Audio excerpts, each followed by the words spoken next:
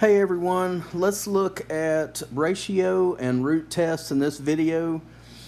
We're going to have a series with non-zero terms. We're going to create a ratio and absolute value this ratio so that if criteria number 1, the limit as n goes to infinity of a sub n plus 1 over a sub n is less than 1, we have converges absolutely. And remember from last video, if you have a series that converges absolutely, then it converges, period.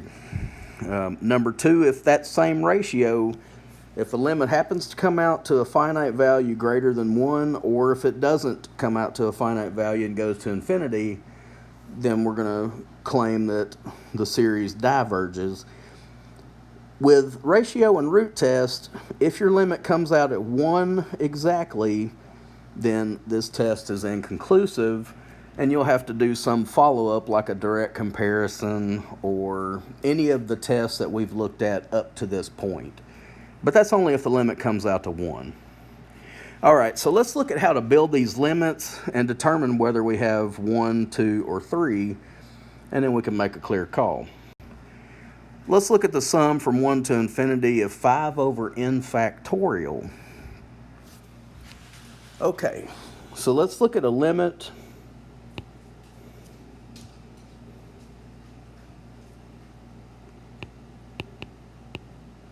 as n goes to infinity. Okay, now we build this, the n plus 1 gets substituted in for n, and that's the numerator.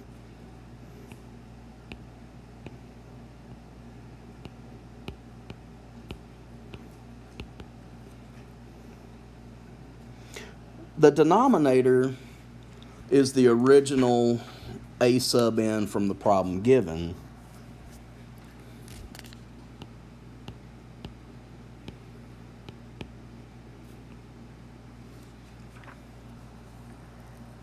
Okay, so that's how you want to set these up if you're going to apply ratio test. Root test will be next. Ratio test. Okay, that's a complex fraction, so let's rewrite this with numerator times the denominator flipped.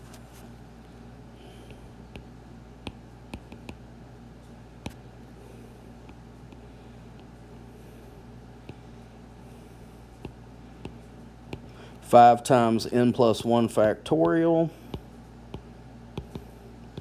times the denominator flipped, or the reciprocal. It's probably the better way to say it. All right, our 5s are going to cancel nicely. Let's go ahead and knock them out.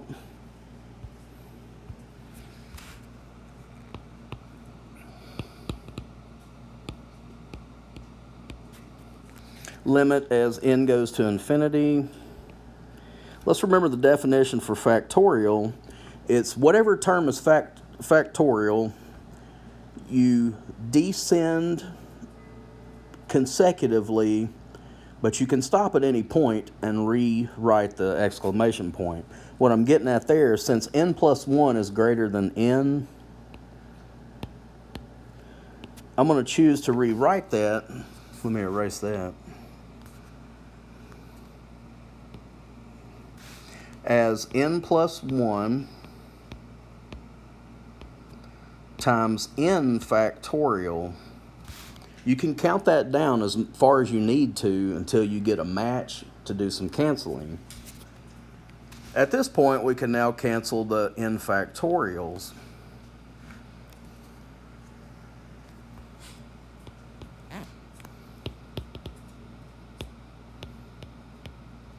All right, at this point, we now have 1 over n plus 1.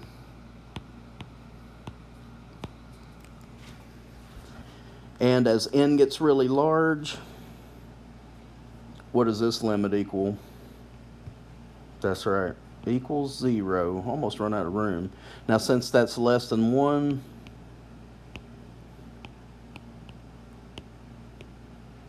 converges.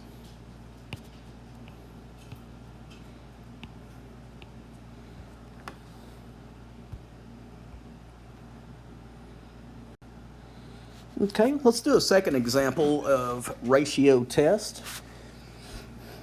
Excuse me.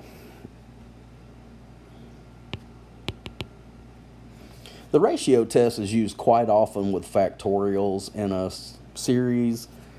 I mean, sometimes we use comparison tests, but a lot of times when you see factorial, a ratio test is pretty much going to be the one, at least the one you start with. All right, so every n replaced with an n plus 1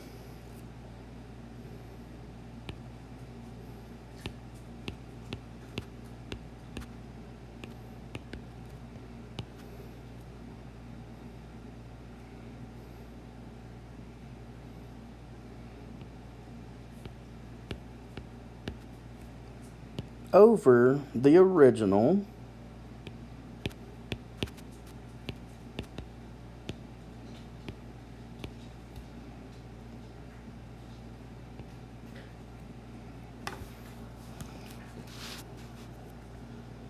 all right, let's simplify.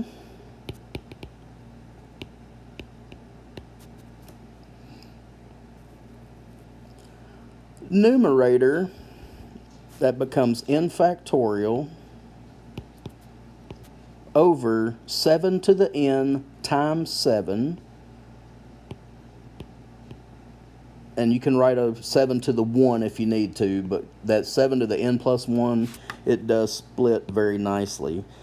The denominator flipped is 7 to the n over n minus 1 factorial.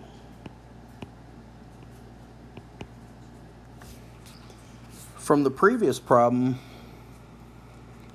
this can be rewritten as n times n minus 1 factorial. Again, you can count it down as far as you need to create a match. That and that will cancel.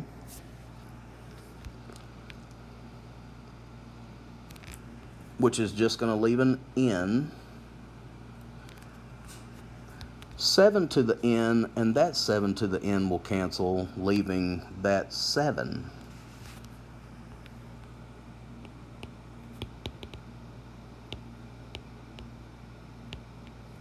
Okay, so limit as n goes to infinity of n over 7. That n, that 7, everything else got canceled.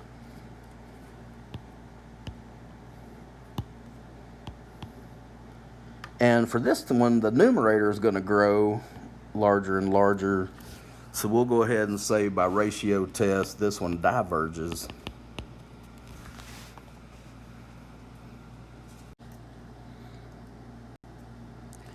Now let's look at root test. The conclusions are the same as ratio, but the setup is a little bit different.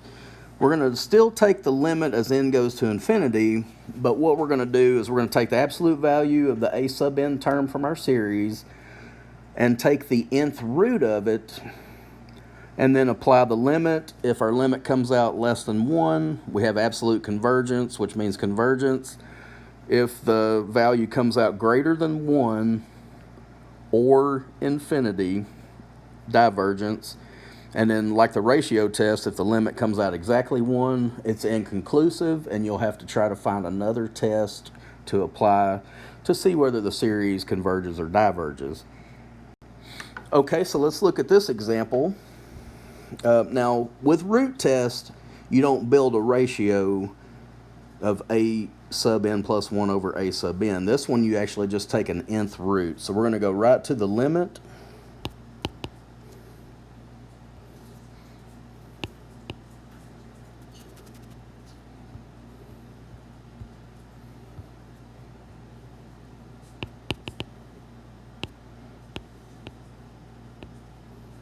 As n goes to infinity, nth root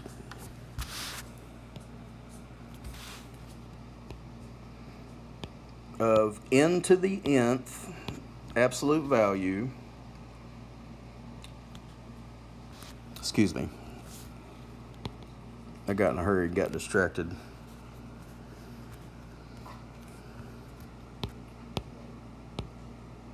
There we go. It's the original a sub n. Okay, I just got distracted. Nth root. Now that 1 over n to the n, because 1 to n is also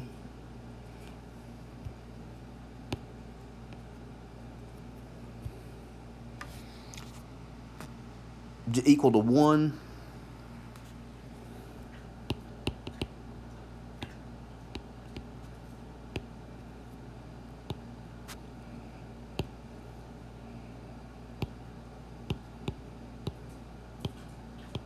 We can rewrite that as 1 over n all to the n. If your root and power match, they will cancel.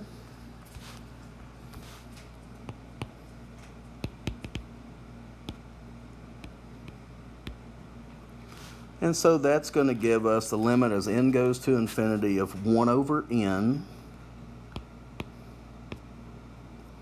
And that's equal to what? 0. Now, because that's less than 1, by root test, we have a convergent series.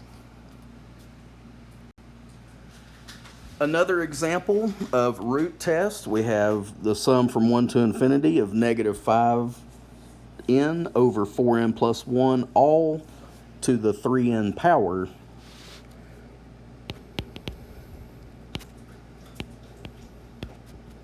All right, so I'm going to set this up. Nth root, absolute value, negative 5n over 4n plus 1 to the 3n power.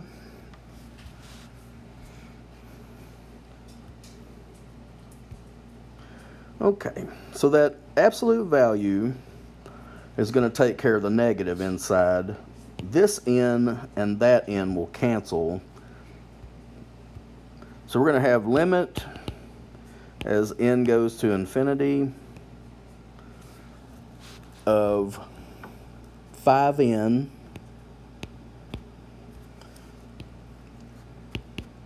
over 4n plus 1 cubed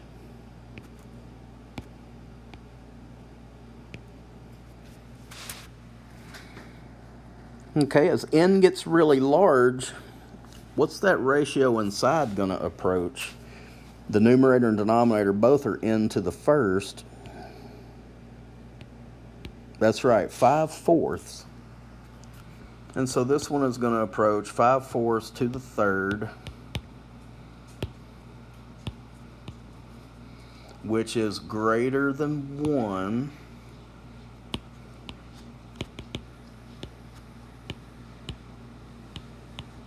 So we diverge by the root test.